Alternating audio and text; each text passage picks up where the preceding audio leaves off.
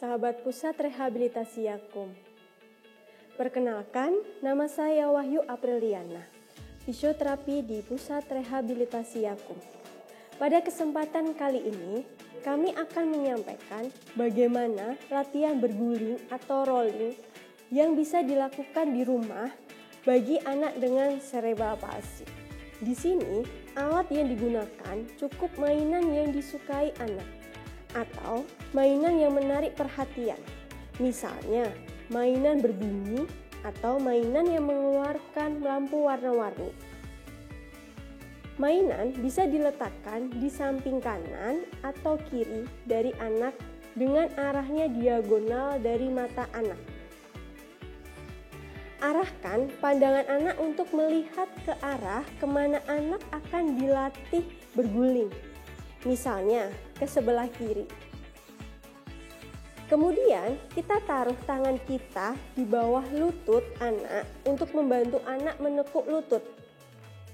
Tangan kirinya kita bisa angkat ke atas supaya tidak terjepit saat badan anak ke arah tengkurap. Tangan kanannya bisa kita letakkan di atas perut. Gerakannya adalah tangan kanan kita diletakkan di sebelah luar lutut anak, lalu didorong. Jika kepala anak tidak ikut berputar atau terkulai lemah, kita bisa bantu untuk mengangkat kepalanya. Lalu, kita bantu tangannya ke arah atas. Setelah posisi anak tengkurap, kedua tangan kita diletakkan di bawah lengan atas anak. Kemudian, posisikan anak untuk menumpu di lengan bawahnya. Lihat apakah posisi anak sudah lurus atau belum antara bahu, panggul, dan kedua tungkai. Jika sudah lurus, kita bisa membantu anak latihan penguatan otot leher dengan mainan yang disukainya. Dengan arahkan mainan ke kanan, ke kiri, atas, dan bawah. Ini juga melatih atensi dan fokus pada anak.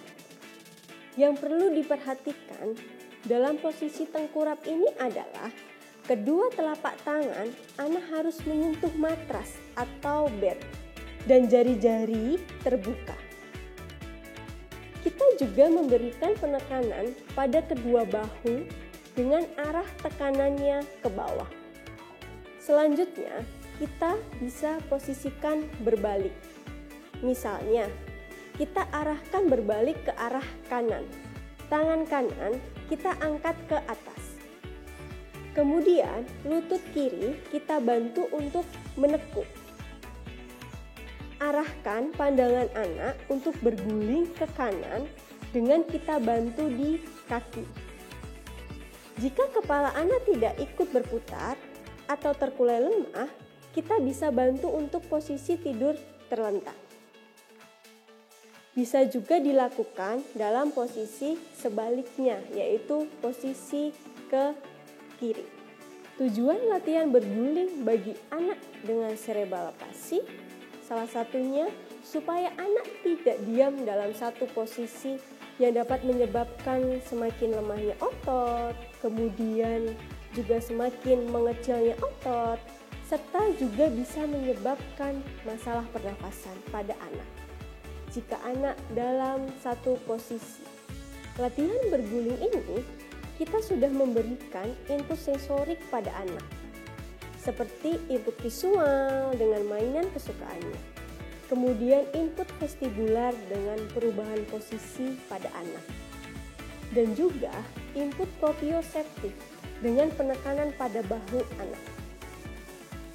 Latihan berguling ini juga sudah termasuk latihan mengangkat dan menahan kepala, badan dengan tumpuan di tangan.